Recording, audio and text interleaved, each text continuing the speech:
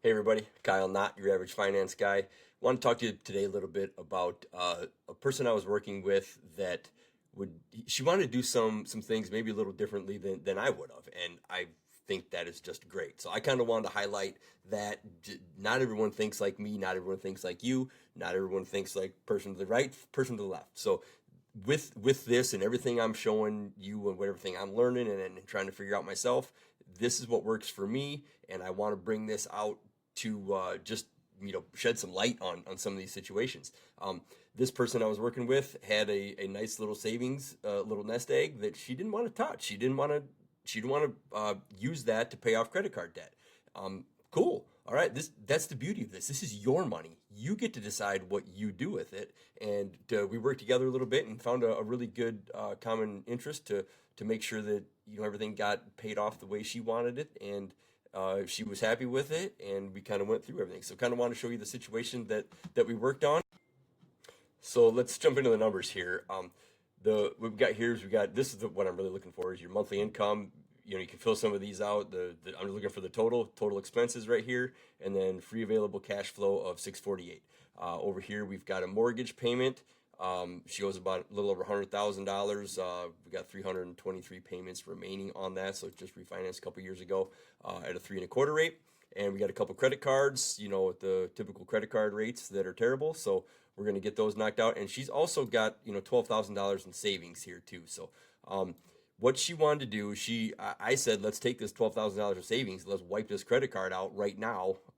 But she didn't want to do that. She wanted to keep $10,000 in savings. And I said, okay, that's great. Like I said, this is your money. You do what you want with it. Okay, you don't have to listen to anybody else. So what we did is we get into this velocity banking example. She also had a home equity line of credit of $64,000, and this is at 9.5% interest. So the typical velocity banking way that we show and work on here is basically you take all your income of 3319, your expenses, your cash flow. And why is this now different than the numbers? Because the cash flow was 648. Because remember, what we're going to do is we took we took $2,000 from savings, so we left her with a $10,000 savings account, so she's got a nice cushion. And with that, we took 4584 from her home equity line of credit to pay off these credit cards. So that was first number one. Let's get rid of that high credit card debt, high interest credit card debt, and we got those. So what that did was we took that extra $360 of credit card payments that she was using, and we added that to her cash flow, which was about 650. So new cash flow is now about 1,000. We have no more credit card debt, but we do have a home equity line of credit balance. So let's get that knocked out. So the month zero, our balance is about 4,600, and the interest on that at 9.5 calculates out to about $36. So we throw our little over $1,000 at that each month, and by month 5 we are done and we are completely out of credit card debt. So now doing the regular velocity banking that there's a lot of YouTubers that teach that and people out there, but it's not always the best way, especially in we're at the end of 2024, going into 2025, the interest rate environment, you got a 9.5% HELOC. It's, yes, this will work. You can chunk your mortgage out. So what we did was I went through the regular, velocity banking in this column right here. So what we did here in month 6, I took a $25,000 chunk. So basically I took, what it was, added $25,000 to it here with the way the cash flow works out. It came out to just about 24 with the cash flow taken away from it. So a $25,000 chunk against your mortgage will obviously it takes your mortgage down by $25,000, and it front loads principal towards that mortgage balance.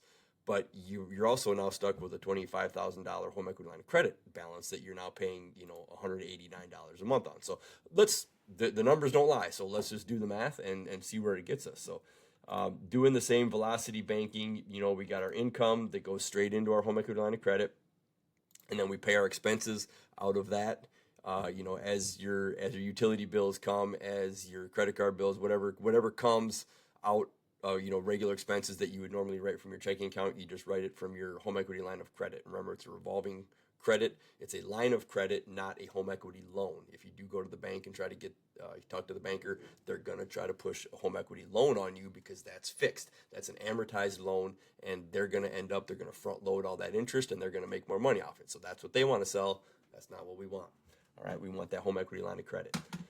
So with this, $1,000 of cash flow back in takes that balance down, and we do this. This takes us down. It looks like I did it about 29 months, and then at that point, we're gonna put another $25,000 chunk towards our mortgage, and with that, it brings our balance back up to $27,000, and you see our interest is $200 a month now that we're paying interest, even though the HELOC, the velocity banking, you still have to pay your interest on that. So doing that and adding our $1,000 of cash flow each month to that gets this knocked down, and it looks like look at there, magically 5 years later, we now can pay off the mortgage. So we're looks like we owe, what do we have in here?